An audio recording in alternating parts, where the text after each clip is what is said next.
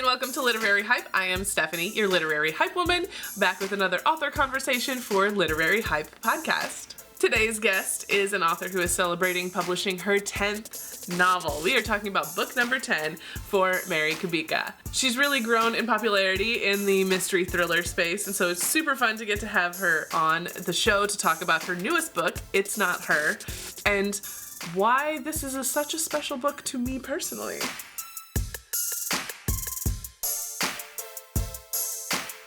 Welcome to Literary Hype. It's so exciting to have you on to talk about your brand new book, It's Not Her. I'm so excited to be here. Thank you for having me. Before we get into the book itself, we gotta talk about a little special connection and why I'm so excited for this book.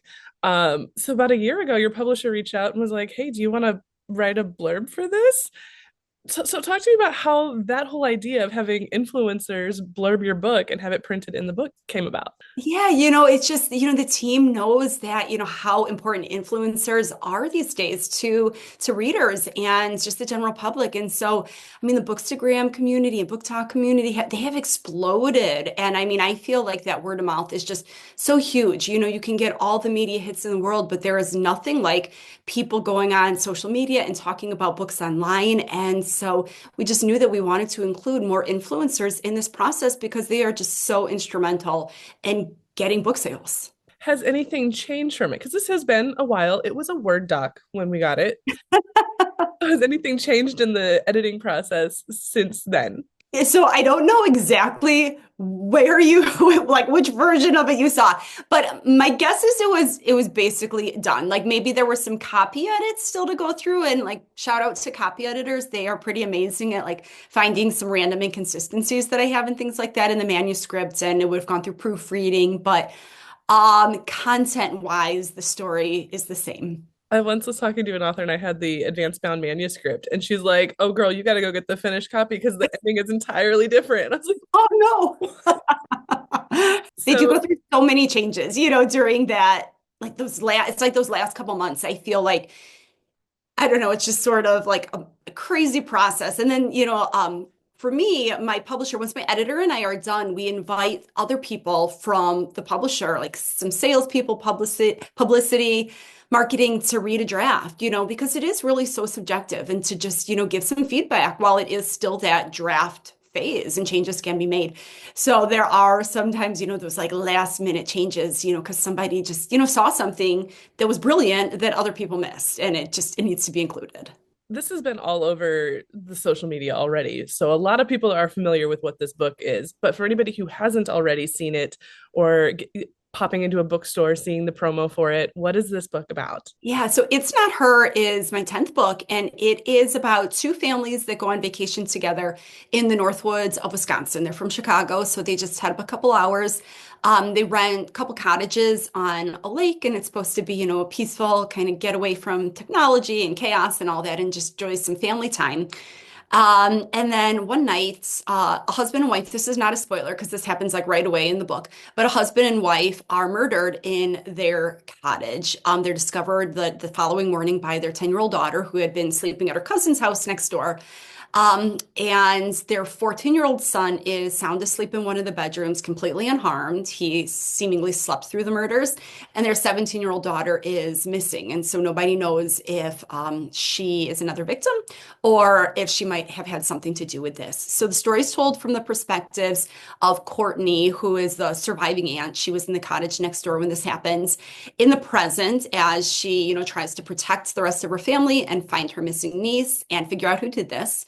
And then it's also told in the perspective of 17-year-old Reese, the girl that's missing, and her narrative begins a few days before the murders and sort of leads right up to them. What was it like for you crafting these two perspectives in two different time frames? Like, what was your process like? Yeah, so I use multiple narrators for almost all of my books, and I love doing that. I love that it just gives the reader sort of like a comprehensive view of what's happening. But at the same time, the different narrators might see things a little differently. So it also, I feel like, adds to the mystery and suspense a little bit.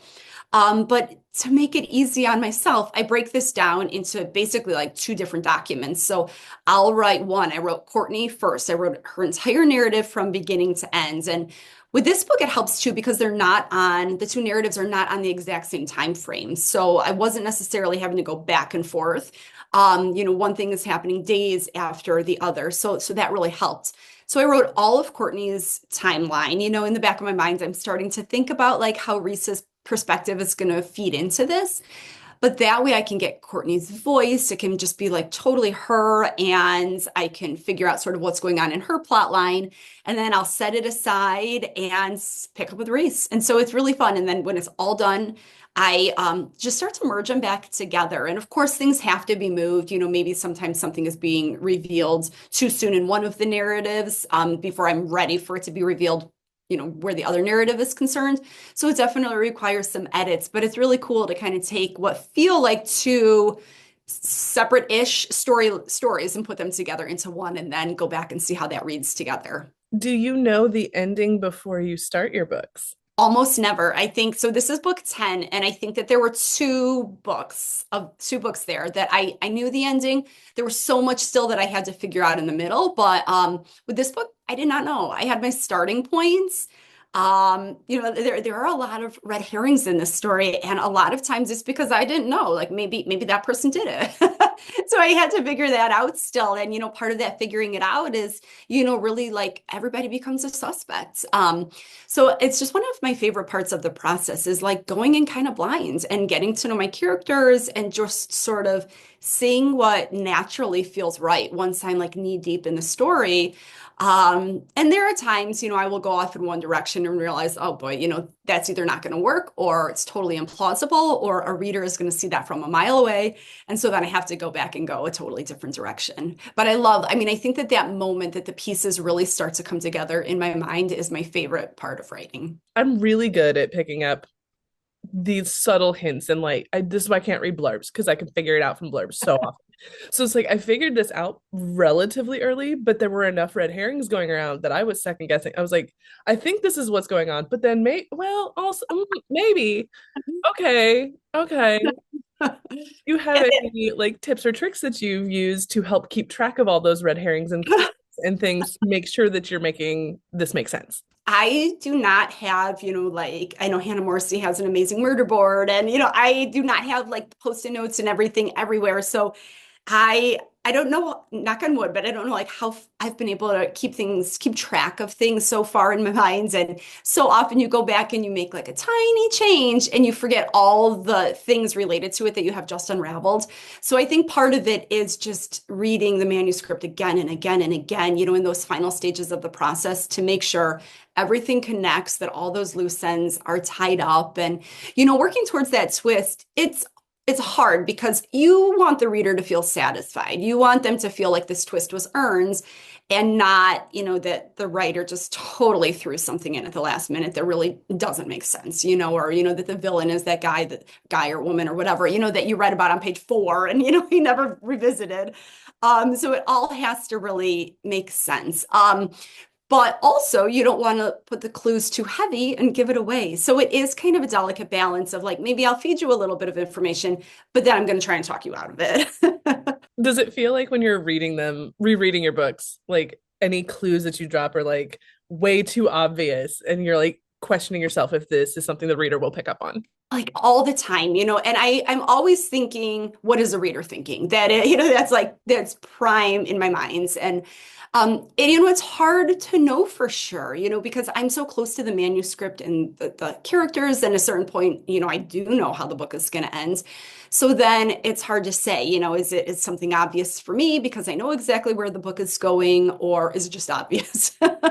So, and that is really where once I hand my book off to, my editor and my agents, and I have a group of wonderful friends who are great readers. And so I ask them to read a draft too. And that is where getting all those extra eyes on it at that point is super helpful. I know there was a book years ago that I had given to a number of people, and almost everybody was highlighting the same thing that gave it away, and I was like, okay, that is so good to know because I can pull back on that, while there's still time. You mentioned in the acknowledgments that this book was like one of the hardest ones you've had to write. What made this book so difficult? I think books are so funny because it's just like with anything, you would think the more you do it, the easier it would get, the more you practice. books, like each one is its own thing. I don't know what it is, and if I could figure out like what the magic formula is that makes some books like Local and Missing was like a dream to write. Like the characters just spoke to me and all that. I think part of it with this book, part of it too is just like what's going on in my life at the time, and am I able to focus all my energy to this book? And when I was writing It's Not Her, my daughter was looking at colleges and she's a theater major. So there was lots of auditions and it was stressful. And so I think that that was sort of taking me out of the manuscript a little bit, making it a little harder.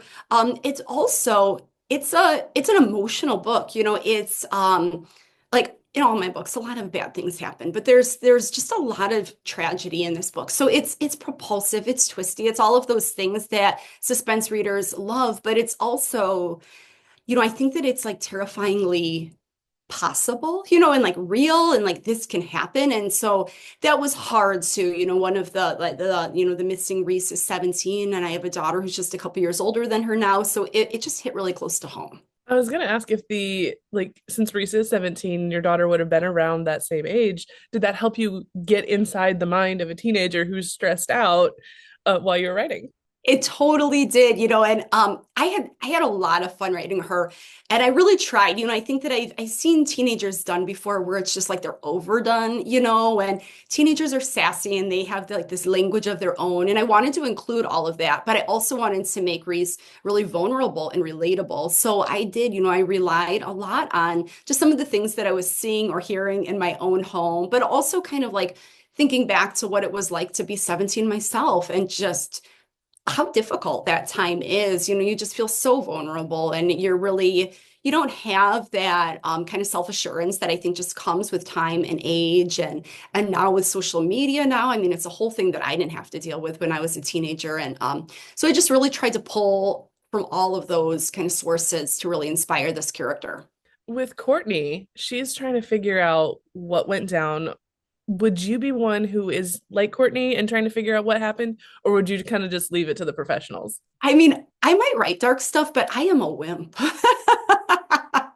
I would be terrified, and Courtney kind of has this balance between she's afraid, but she has to really step up and protect, when her brother and sister-in-law, are murdered, she now has to care for her 14-year-old nephew and her 10-year-old niece and also figure out where her other niece is. And so that's a lot. And she has her own daughter too. And, so it's hard to say. I mean, I think that I would want to, I would want to get to the bottom of it. I want to protect my family and all those things. But there are things Courtney does that I'm like, I could not do that. There are things people do in a lot of books, and it's like, were you thinking this through? This is the good choice.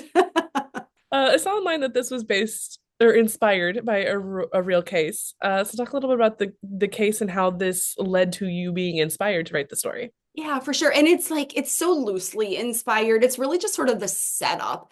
And then they go completely off in their own directions. But I'm a big true crime, junkie. I listen to the podcasts. I watch all the shows on TV. And I was listening, this would have been a couple years ago, but I was listening to a podcast and it was on the Ketty Cabin murders, which they're pretty well known, but I had never heard of them until that moment. And it was back in 1981 in Ketty, California, and there was a mother and her children who were living in a cabin.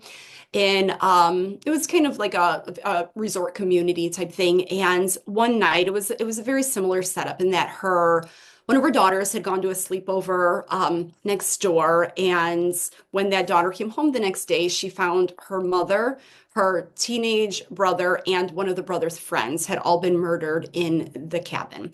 Her own brothers, two brothers, and one of their friends were sound asleep in one of the bedrooms, and another sister was missing.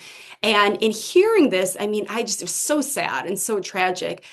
My mind's like my writer minds that, always goes off in different directions, but it immediately thought, are these kids suspects? Could they have done it?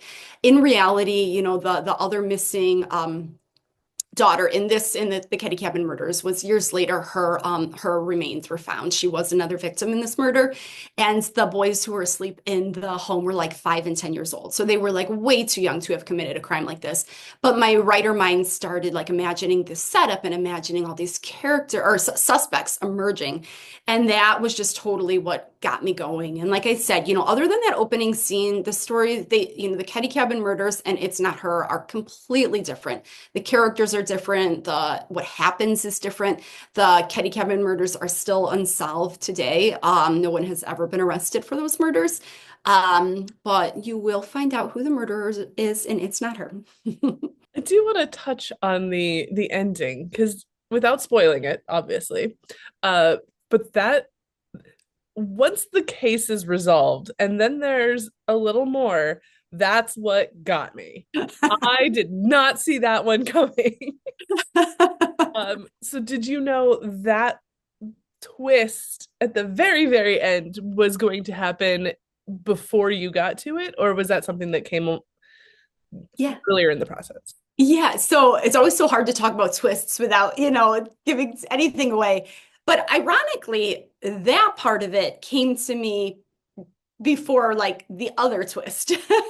So I wasn't sure how it was all going to happen, but that had come to me earlier, and I just wasn't sure how I was going to work it in.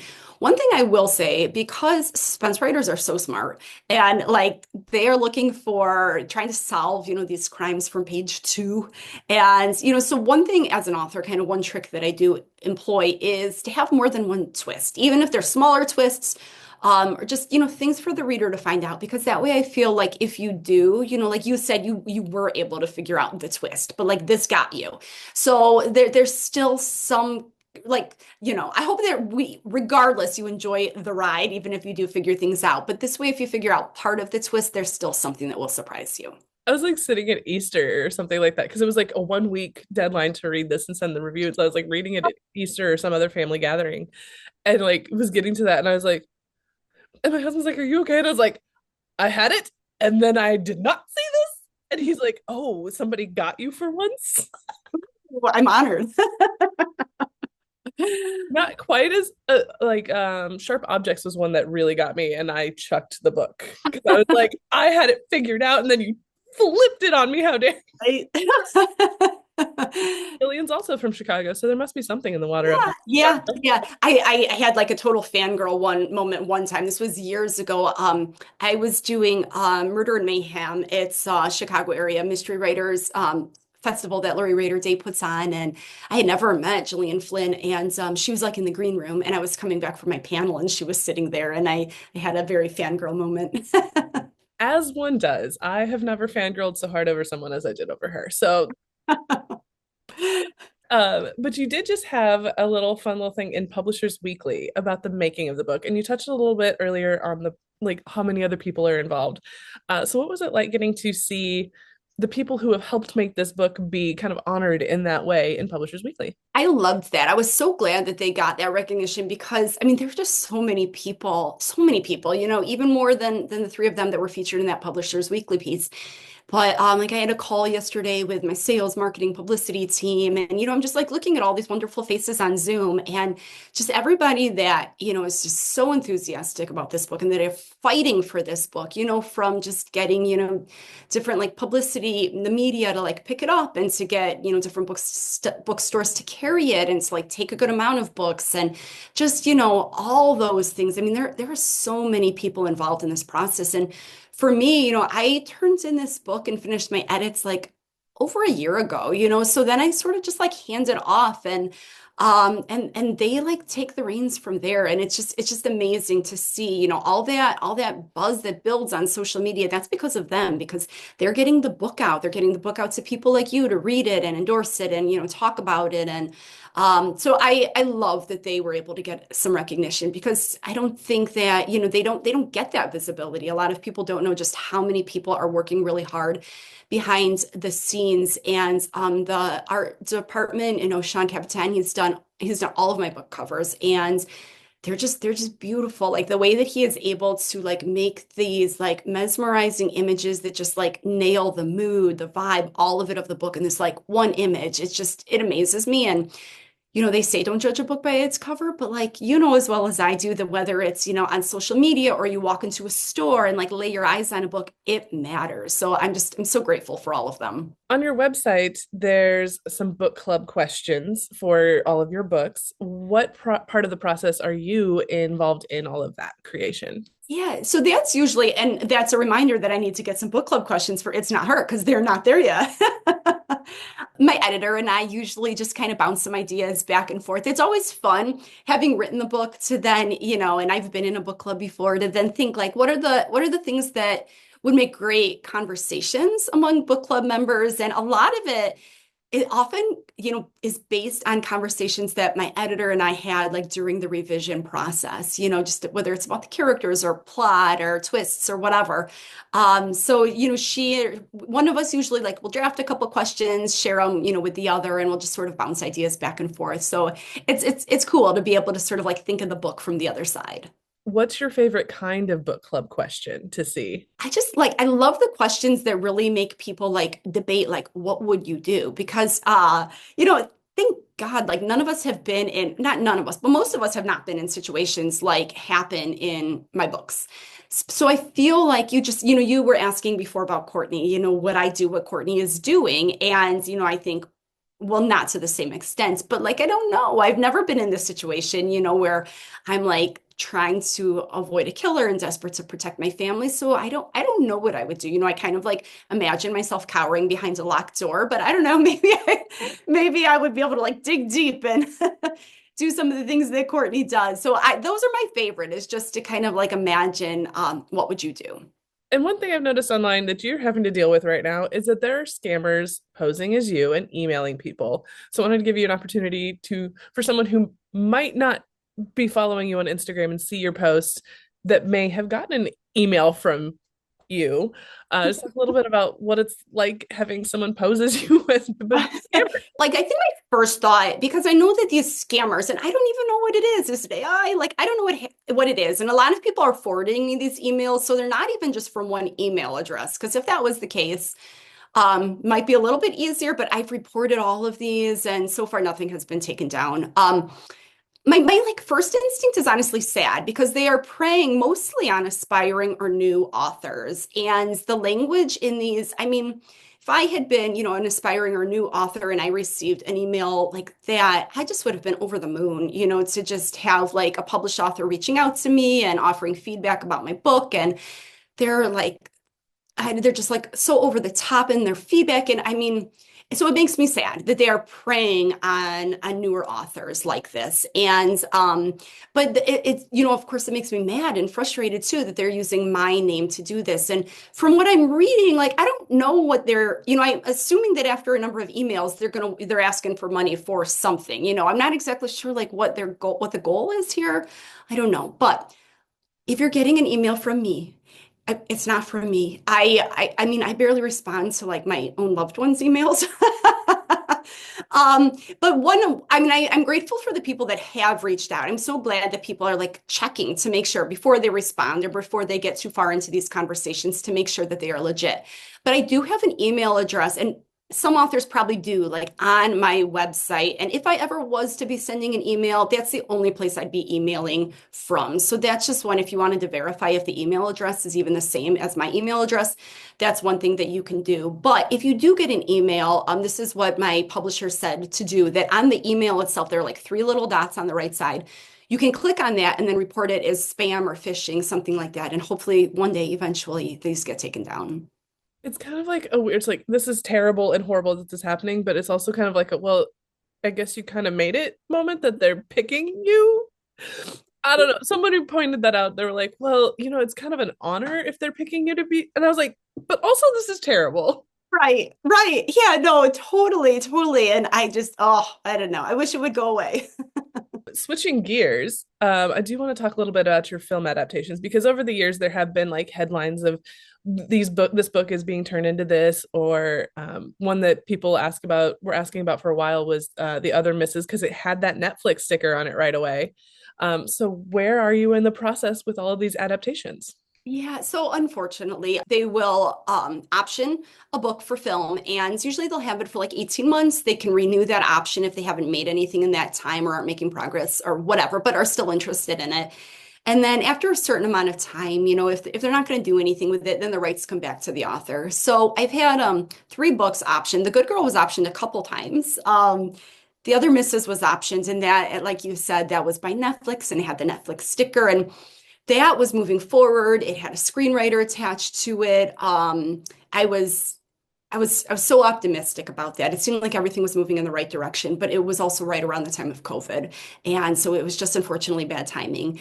And then Local Woman Missing was also options. But unfortunately, the rights for all three have come back to me. So I do have some incredible film agents that are still, they're trying to sell those. They're trying to sell It's Not Hers. So I'm hoping it would be an absolute dream to see any of my books, made into either the big screen or for TV. And you're seeing it happen. I mean, like, look at May Cobb and The Hunting Wives, like it's happening, or Alice Feeney and His and Hers, which just came out. And so that would be really amazing to see something made one day. So fingers crossed. It's always so hard when those initial announcements come out because like you have such high hopes, but then you know the reality of how many actually make it to the finish line.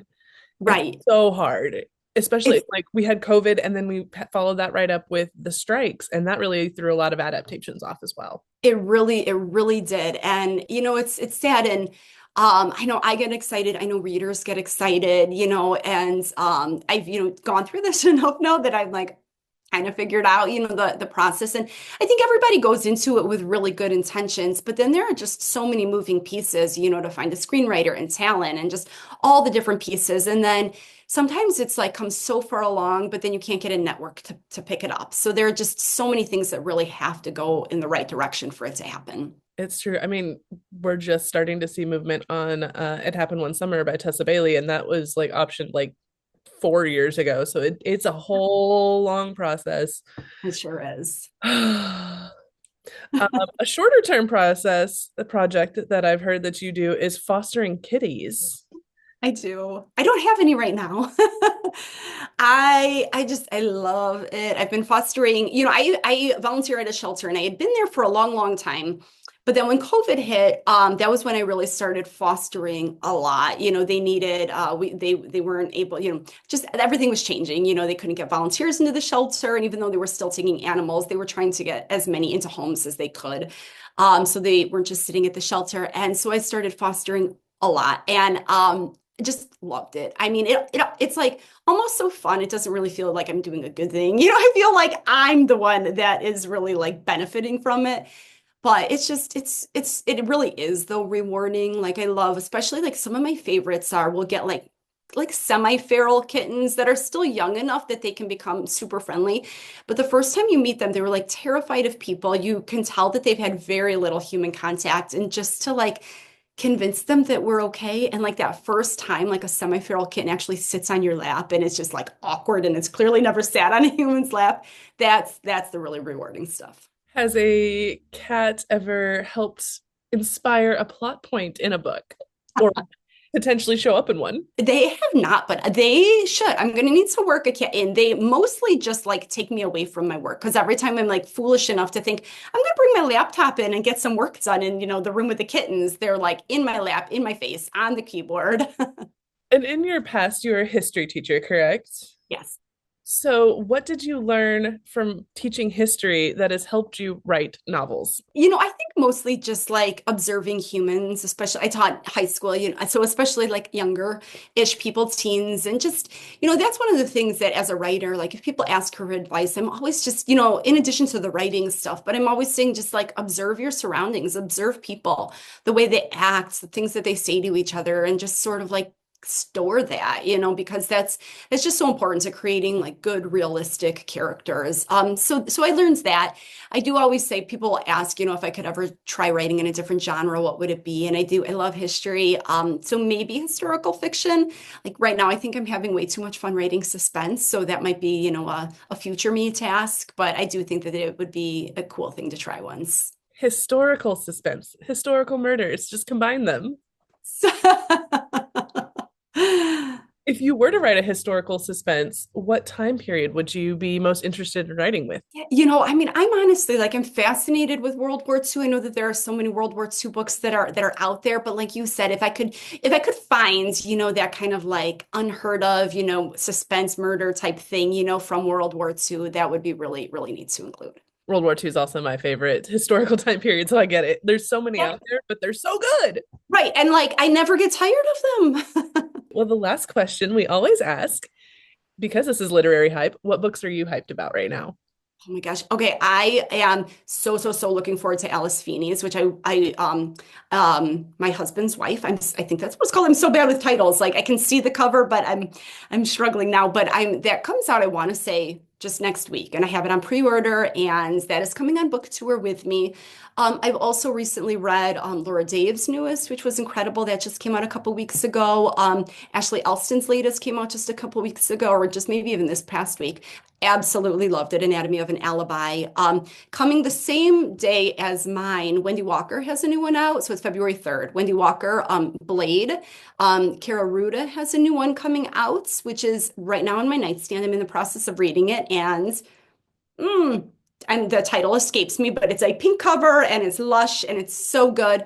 And then also Marissa Walls is a debut author coming out with her first book called Good Intentions, and I had the opportunity to blurb that, and it was incredible. So February 3rd is going to be a good day for books.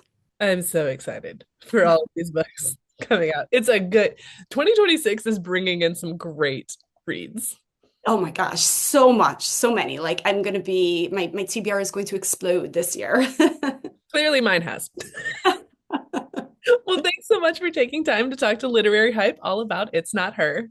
Yeah, thank you for having me. I think that you've done a phenomenal job here. Thank you so much for all these thoughtful questions. Thanks to Mary for hanging out with me to talk all about her brand new novel, It's Not Her. If you'd like to check out this book for yourself, the links to do so are down in the show notes for you, as well as where to find Mary on social media. And I want your take on one of the questions I just asked Mary. So if you were in Courtney's shoes and found your brother and sister-in-law were murdered and your niece is missing, would you leave it up to the cops to find what happened, or would you be sneaking around town trying to figure it out for yourself? Drop a comment and let me know where you would stand on this one. If you enjoyed this conversation, don't forget to like this video, subscribe to the Literary Hype YouTube channel if you've not done so already, and share this with a friend. Thanks for watching. I'll see you next time.